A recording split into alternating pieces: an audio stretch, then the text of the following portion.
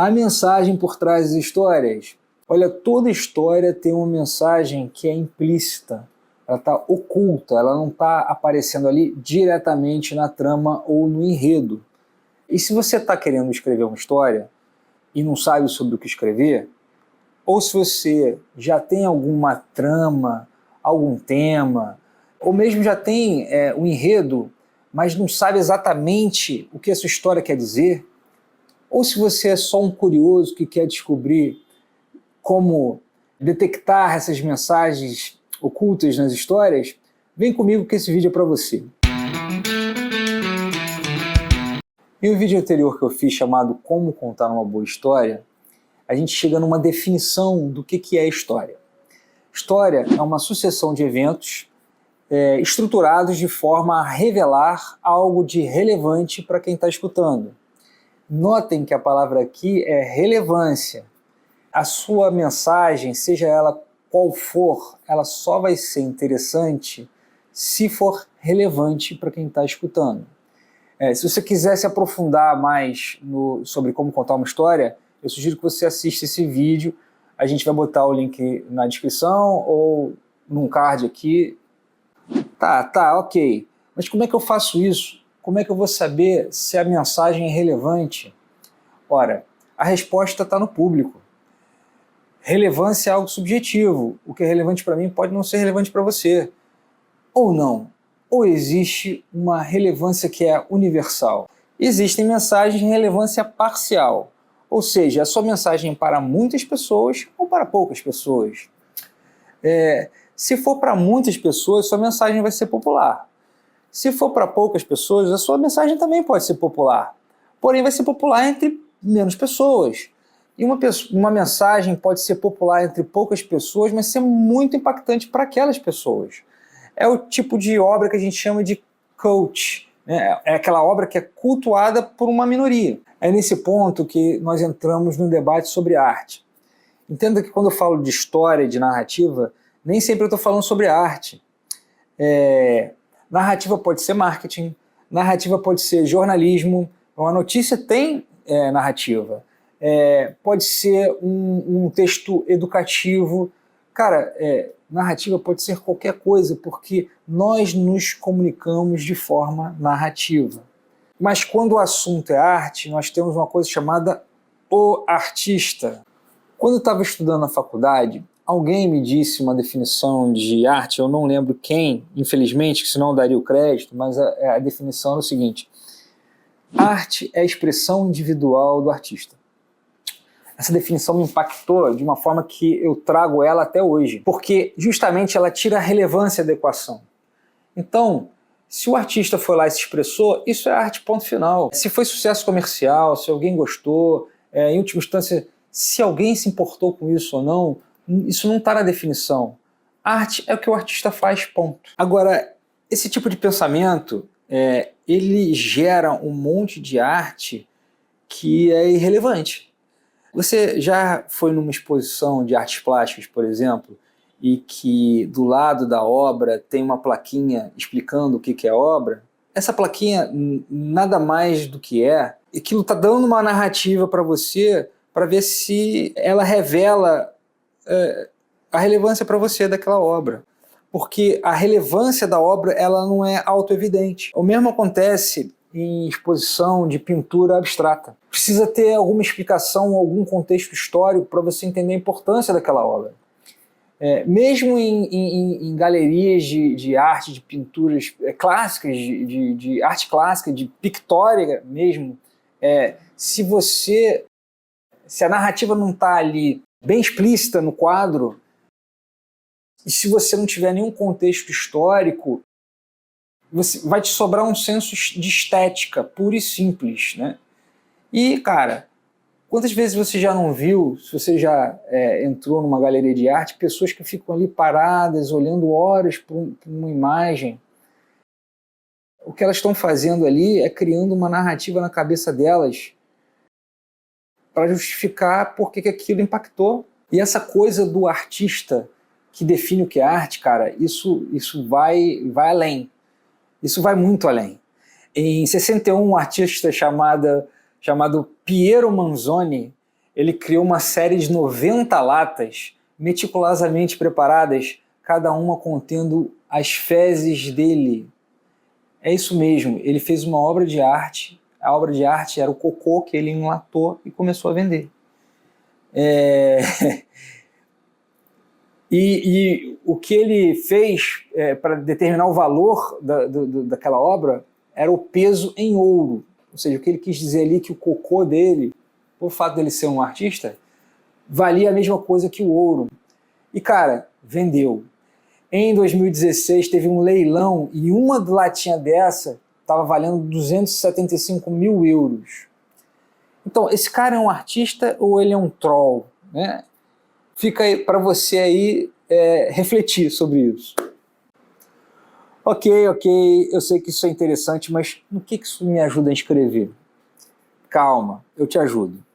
Lembra, mensagem você tem que olhar para o público, tem que ser relevante para o público. Se você quer atingir muitas pessoas, você vai ter que ir para a tal da relevância universal. Calma, mais sobre isso daqui a pouco. Se você quer atingir um grupo específico de pessoas, você vai ter que pensar na mensagem que é específica para esse tipo de pessoas. Agora, se você está fazendo arte, só existe um público, que é você. Sim, o contrário, cara, do pensamento comum. O artista ele tem que agradar a si próprio. A mensagem é para você. Se isso vai fazer sucesso, se você vai vender, isso aí é outro papo. Isso aí não é o trabalho do artista. Esse aí é o trabalho do cara que está escrevendo a plaquinha. Esse é o trabalho do cara que está vendendo o seu disco. Esse é o trabalho do cara que está fazendo o trailer do filme. Vender a arte não é trabalho do artista. O trabalho do artista é criar a arte. E, no caso, para mim, arte é a expressão individual do artista, sim. Se eu vou gostar dessa arte ou não, são outros 500. Sobre a relevância universal. Aqui está o segredo que vai tornar suas histórias fantásticas e interessantes para toda a humanidade. Eu vou te explicar, cara. Nós somos humanos. Eu vou te contar esse segredo. Nós somos humanos. E nós nos comunicamos através de narrativas, desde que a linguagem foi criada. Então, nós nos comunicamos até com nós mesmos. Então, as histórias que nós contamos para nós mesmos sobre nós é o que forma a nossa psique, é o que forma a nossa personalidade. Então, existe um monte de histórias que falam e se conectam profundamente na condição humana, sobre o que é ser um ser humano, sobre a humanidade. Isso é universal, sim. Existem autores que acham que existem apenas algum punhado de histórias e todas as outras histórias são variações das mesmas histórias. E o que eu quero dizer é que essas coisas são, sim, arquetípicas. Vamos falar de novo sobre o arquétipo. Olha, eu pretendo em algum momento analisar essas histórias que são o fundamento de todas as histórias, né?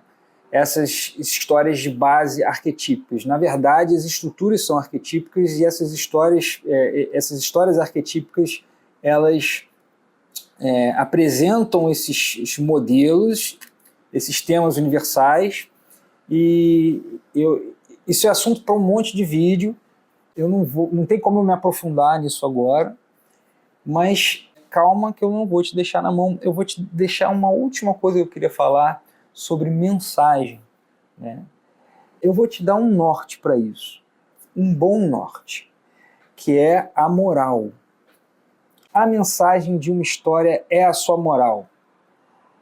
A pergunta célebre dos contos de fada fala sobre isso. Mas afinal, qual é o moral da história? É sobre isso. E note que a gente pergunta no final da história, né? Então, qual é a moral da história? Porque você só entende a moral da história, você só entende a mensagem da história no final da história. Porque a mensagem é um raciocínio que explica o porquê de que o personagem começou a história no ponto A e chegou no final no ponto B. Por que isso aconteceu? Tem um raciocínio por trás. Essa é a mensagem por trás da história. E essa mensagem ela é reveladora sobre a visão de mundo e sobre a relação de causa e efeito. Então, é fundamental que a gente pense na mensagem das nossas histórias. Qual é a moral que a gente está passando? Principalmente se é uma obra voltada para o público infantil, porque as mentes infantis estão em formação. E, cara, é de uma responsabilidade enorme você mostrar para uma criança a mensagem de uma história de como o mundo é e de se você faz A, ou B, ou C, para onde você vai parar. Então você tem que ter a moral correta. Nesse caso, principalmente, se você mostra o bem vencendo no final, se você mostra que se você fez o bem, você terminou num lugar bom, e ao contrário, se você mostra que o mal perdeu, que se você faz o mal, você se dá mal, essa é a moral correta. E até por isso que existe a frase clássica de que o bem sempre vence o mal. No final, o bem vence sempre o mal. Por quê? Porque se o mal ganhou, isso só pode ser um indicativo de duas coisas. Um, que a história não acabou. Então é no final. Se o mal está ganhando, porque a história ainda não acabou. Vai ter uma outra história, uma continuação, né? Ou ainda mesmo nessa história, o bem vai ressurgir triunfante e vai derrotar o mal. Esse é o ponto 1. O ponto 2, se o mal ganhou, cara, isso é uma tragédia, mas assim, pode ser que o mal ganhe, mas tem que ficar claro que o malvado, com a sua vitória, ele ficou profundamente infeliz com aquilo. Que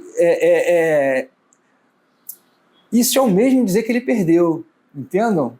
Entendam isso. A moral correta é que o bem vence o mal. Porque tem uma coisa, existem histórias que são tragédias, né? Você já viu alguém falando que viu um filme ou leu uma história né, experimentou uma narrativa de uma obra e que era como levar um soco no estômago? E que fala isso como se isso fosse maravilhoso, né?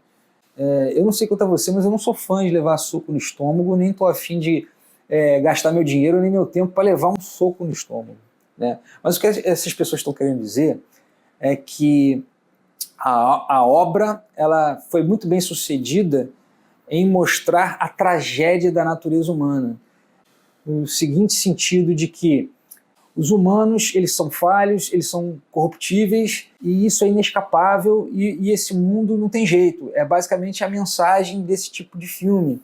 Alguns deles são muito interessantes, eles servem como alerta. Eu acho que para a mente adulta eles são válidos, mas não é minha preferência pessoal. Por quê? Eu explico por quê.